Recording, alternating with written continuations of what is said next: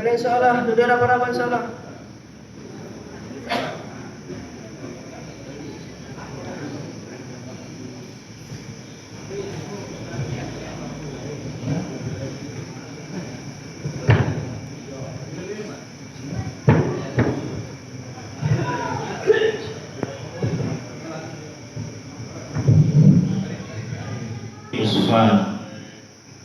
Wa akhraja al-Imam Ahmad an Abi Ayyash radhiyallahu ta'ala anhu qala kunna ma'a Rasulillah sallallahu alaihi wasallam bi Usfana fastaqbalana al-musyrikun alaihim Khalid bin al-Walid wa hum bainana wa bainal qiblah fa shalla bina Rasulullah sallallahu alaihi wasallam salat az-zuhri faqalu qad kanu ala halin law asabna ghirratahum summa qalu ta'til ana alaihim salatun hiya ahabbu ilaihim min abnaihim wa anfusihim qala fanazala Jibril alaihi salam bihadhihi al-ayati baina az-zuhri wal 'asri wa idza kunta fihim fa aqimta lahumus salat fadzakara salatal khawfi wa inda Muslim an Jabir radhiyallahu ta'ala anhu qalu innahu satatihim salatun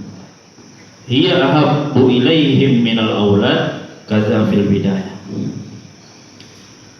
Salatu Abbad bin Bishr sallallahu wa sallam ala rasulihil karim. Hadirin yang dirahmati Allah Subhanahu wa taala, sama-sama akan kita dengarkan kisah pertama salatnya baginda Rasulullah sallallahu alaihi wasallam pada memalam perang Badar. Dikeluarkan atau diriwayatkan oleh Ibnu Khuzaimah dari Sayyidina Ali radhiyallahu taala anhu, beliau berkata, tidak ada satu orang penunggang kuda pun dari sahabat Rasulullah sallallahu alaihi wasallam pada perang Badar melainkan Miqdad ibnul Aswad.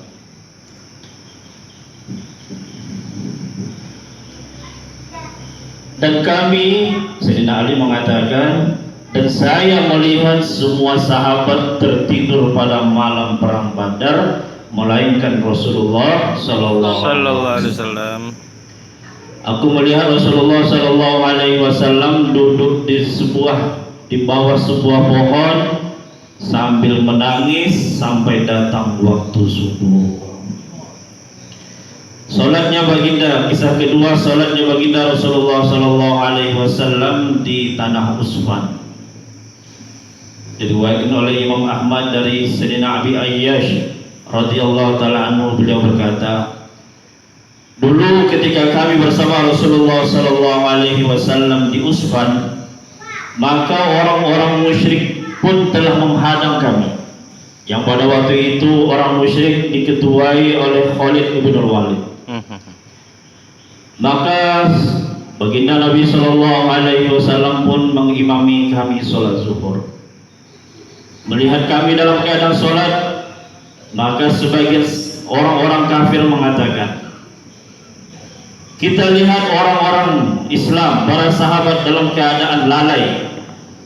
Waktu inilah sebaik-baiknya waktu untuk menyerang mereka. Tapi sebagian kaum kafir lain mengatakan, memang mereka dalam keadaan sholat, tetapi ketahuilah sholat yang mereka kerjakan lebih mereka cintai daripada diri dan anak-anak mereka sendiri. Maka Allah Subhanahu wa taala pun mengutus malaikat Jibril alaihi salatu wassalam dengan membawa ayat A'udzubillahi minasyaitonirrajim, Bismillahirrahmanirrahim, wa idza kunta fihim fa aqimta lahumus shalah. Wahai Muhammad, jika engkau berada di tengah-tengah para sahabat, dirikanlah sholat. Dan di dalam tafsirnya, sholat ini menceritakan tentang sholat khauf. Kisah ketiga, sholatnya Sayyidina Abbad ibn Bishr al-Ansari radhiyallahu ta'ala anhu ketika fisabilillah ta'ala.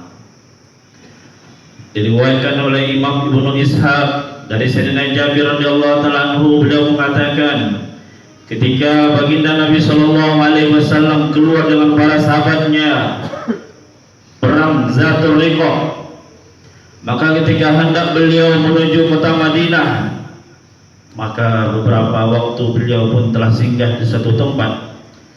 Ketika baginda Nabi Shallallahu Alaihi Wasallam singgah di satu tempat, maka beliau bertanya kepada para sahabatnya, siapa yang siap hirasah malam hari ini? Maka bersedialah satu orang sahabat dari Muhajirin dan satu orang sahabat dari kalangan Ansor. Mereka berkata, kami siap hirasah ya Rasulullah Sallallahu Alaihi Wasallam. Maka Nabi pun bersabda, kalau begitu hirasahlah kalian berdua di Syi'b atau di jalan menuju arah bukit. Kedua sahabat itu adalah dari golongan Muhajirin bernama Ammar ibnu Yasir, dan dari golongan Ansor Abbad ibnu Bishr. Maka ketika keduanya telah sampai di tempat yang telah ditugaskan oleh Rasulullah Sallallahu Alaihi Wasallam, melihat sahabatnya Muhajirin dalam keadaan begitu lelah, sahabat Ansor pun menawarkan untuk sahabatnya Muhajirin istirahat terlebih dahulu. Maka sahabat Muhajirin pun berbaring dan kemudian tertidur. Tidak lama setelah itu, maka sahabat Ansor pun berdiri melaksanakan sholat. Ketika beliau sholat, maka seorang mata-mata musyrik datang melihat satu orang sedang berdiri sholat, maka dia pun telah melemparkan atau menembakkan anak panahnya kepada sahabat tersebut. Ketika anak panah tertancap di badannya sahabat, maka beliau pun mencabut anak panah tersebut dan melanjutkan sholatnya. Allah.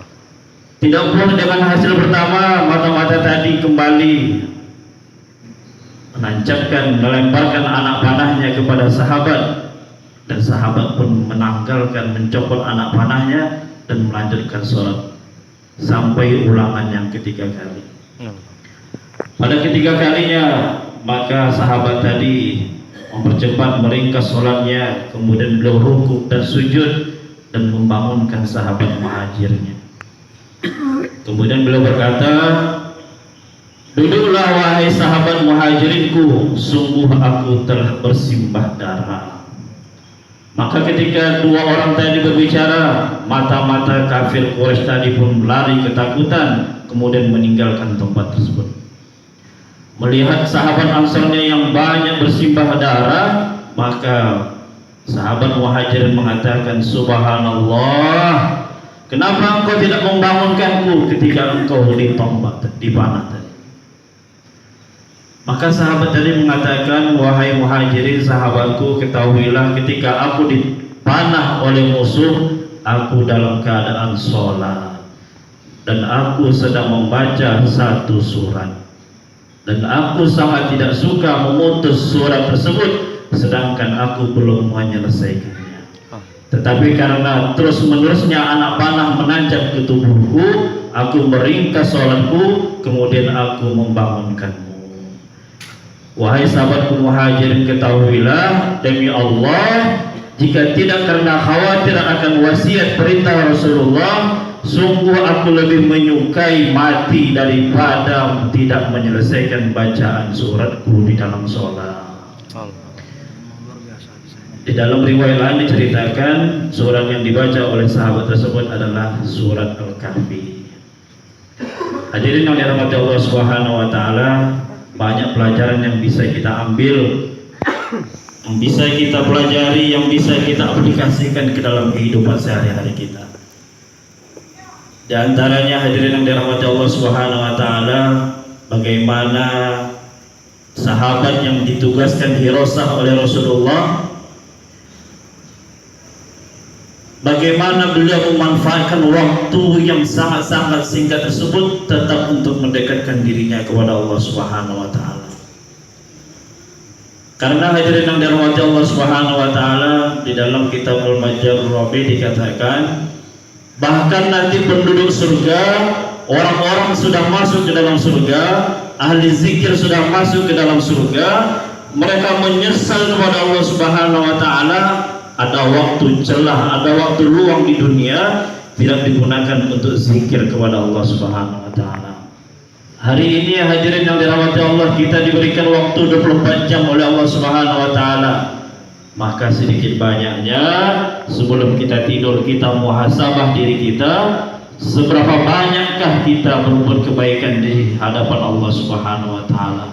Seberapa banyakkah maksiat yang kita perbuat juga di hadapan Allah Subhanahu wa taala?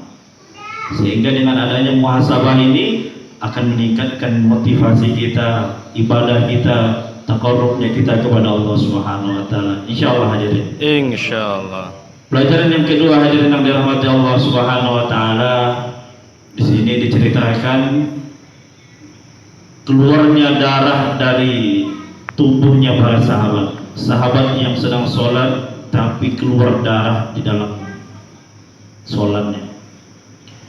Maka ini para ulama fikih, muhaddisin, mufassirin banyak membahas bagaimana hukum seseorang sholat dalam keadaan berdarah-darah. Maka di antara penafsiran yang pertama, ketika sahabat tadi dipanah oleh musuh, bercucuran darah dari tubuhnya, ketika itu ayat atau hadis yang menjelaskan tentang batalnya sholat seseorang belum diturunkan oleh Allah Subhanahu wa taala. Yang kedua kalinya, para ulama mengkhususkan bolehnya kekhususan sholat berdarah ini hanya dilakukan oleh para sahabat radhiyallahu taala anhum ajma'in. Dan pendapat yang ketiga, jumhur ulama mengatakan darah yang keluar dari tubuh seseorang, selagi darah itu tidak keluar dengan cara dicabut sendiri, maka darah itu tidaklah najis, tidak membatalkan sholat seseorang. Kapan kita dapat ilmu ini hadirin yang dirahmati Allah Subhanahu wa taala? Dengan kita menghadiri majelis-majelis bahsul masail. Alhamdulillah markas kita alhamdulillah berjalan 3 bulan. Sudah ada pengajian bahsul masail, dibahas di situ hukum ubudiyah, muamalat, munakahat, semua dibahas. Maka oleh karenanya sama-sama kita hadiri, sama-sama kita belajar, sama-sama kita praktekkan amal ilmu kita, dengan harapan Allah Subhanahu wa taala catat kita sebagai orang yang berilmu. Amin. Amin. Yang ketiga hadirin yang dirahmati Allah Subhanahu wa taala, pelajaran yang dapat kita ambil bagaimana khusyuknya sholat sahabat dapat mengalahkan sakitnya anak panah. Hadirin yang dirahmati Allah Subhanahu wa taala, orang yang tidak pernah memaksa dirinya untuk tahajud tidak akan pernah tahajud seumur hidup. Orang yang tidak pernah memaksa dirinya sholat duha tidak akan pernah sholat duha seumur hidupnya. Maka hadirin yang dirahmati Allah Subhanahu wa taala, orang yang nekat akan memiliki derajat. Tentunya nekat dalam arti dalam kurung perkara yang positif. Maka hadirin yang dirahmati Allah Subhanahu wa taala, hari ini kita sudah sholat, hari ini kita sudah zikir, hari ini kita sudah dakwah, tapi yang belum kita rasakan, yang belum kita dapatkan bernikmat-nikmat di dalam ibadah. Maka bagaimana caranya hadirin yang dirahmati Allah Subhanahu wa taala? Di antara caranya yang pertama, supaya kita bisa bernikmat-nikmat di dalam ibadah, kita kurangi pembicaraan sia-sia kita. Insyaallah hadirin. Insyaallah. Karena semakin banyak pembicaraan kita yang sia-sia, juga akan mengurangi semangatnya kita di dalam ibadah. Yang kedua hadirin yang dirahmati Allah Subhanahu wa taala, bagaimana caranya kita bisa bernikmat-nikmat di dalam sholat, bernikmat-nikmat di dalam ibadah? Kita perhatikan apa yang masuk ke dalam perut kita. Maka selagi halal belum tentu itu thayyib. Ada halal, ada thayyib. Ada halal tapi tidak thayyib. Halalan thayyibah, makanan yang halal dan baik untuk dia. Ada makanan yang halal tapi tidak baik. Untuk apa? Siapa contohnya? Contohnya bisa jadi orang yang kolesterol, maka yang tadinya santan itu halal karena dia penyakit kolesterol, maka dia halal tapi tidak baik, tidak thayyib. Begitu juga hadirin yang dirahmati Allah Subhanahu wa taala, kita saring apa yang kita makan, apa yang akan kita masukkan ke dalam tubuh kita, dengan harapan makanan ini akan menjadi penyemangat ibadah kita di sisi Allah Subhanahu wa taala. Insyaallah hadirin. Insyaallah. A'udzu billahi minasyaitonir rajim. Bismillahirrahmanirrahim. Alhamdulillahi rabbil alamin wal 'aqibatu lil muttaqin wa 'ala alihi wa sahbihi ajma'in. Yassir lana umurana, mudahkanlah urusan kami ya Allah. Wa farrij umumana wa kurbana, berikan jalan keluar di dalam setiap permasalahan hidup kami ya Allah. Amin. Wa taqdi hajatina wa duyunana, tunaikanlah hajat-hajat kami ya Allah. Amin. Barik lana umurana, berkahi usia kami ya Allah. Sahih jasadana, sehatkan badan kami ya Allah. Ishfi mardana, sembuhkan penyakit-penyakit kami ya Allah. Amin. Rabbana zalamna anfusana wa illam taghfir lana wa tarhamna lanakunanna minal khasirin. Rabbana atina fid dunya hasanah wa fil akhirati hasanatan wa qina azabannar. Wa sallallahu ala sayyidina Muhammadin wa ala alihi wa sahbihi wa baraka wa sallam. Walhamdulillahi rabbil alamin.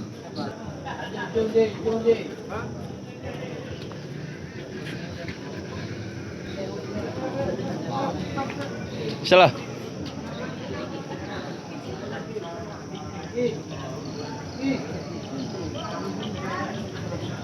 Kerja. Yo. Wah.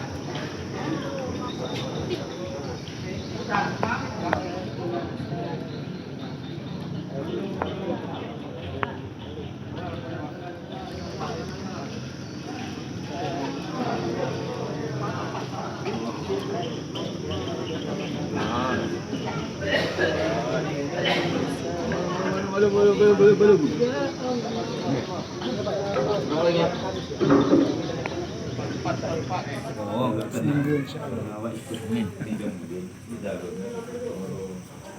Laki kan? Iya. Abdullah.